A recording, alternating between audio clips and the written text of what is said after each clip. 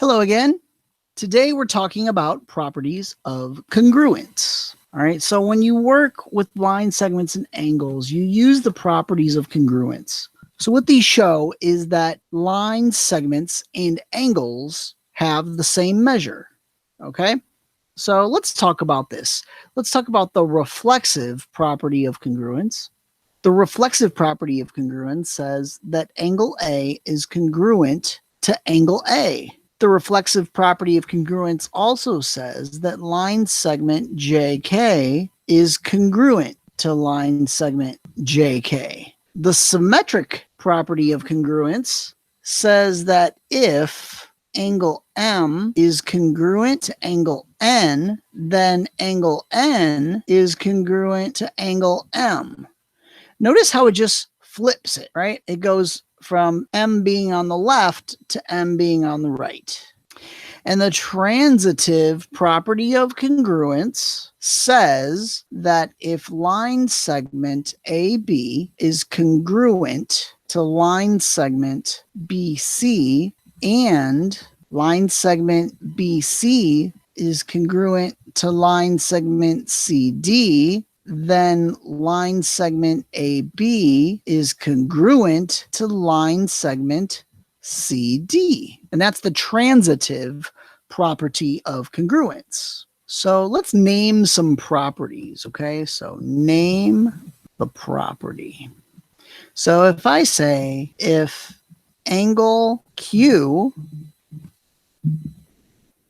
is congruent to angle R, then angle R is congruent to angle Q. Which property is that? Well, if it just flip-flops which side of the congruent sign it is, that's the symmetric property. So it's the symmetric property of congruence.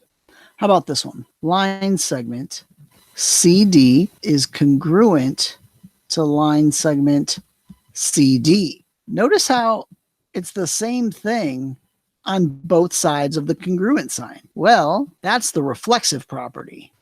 So what if I say this here? If angle P is congruent to angle Q and angle Q is congruent to angle R, then angle P is congruent to angle R. Which property is this? Well, this would be the transitive property.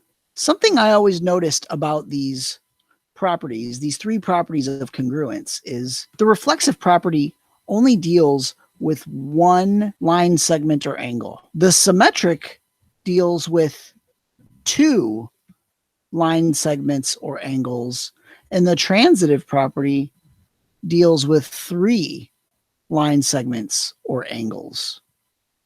So I always found that interesting, and I hope that helps you as you do these problems. So here we're told to write a conclusion and name the property. Well, if E equals 7 and E equals F, then what's the conclusion? Well, I know that F equals 7. What property is that? Well, if you remember, the transitive property has three pieces, right? So my first piece would be E. My second piece would be 7, and my third piece would be F. So I'm going to say that's the transitive property. What if I have, if line segment XY is congruent to line segment AB, then what? Well, the only thing I know is that XY is congruent to AB. Well, if I'm going to write a conclusion, I'm going to say that AB is congruent to XY, and the reason is the symmetric property. And that's how you use properties of congruence and properties of equality to write conclusions.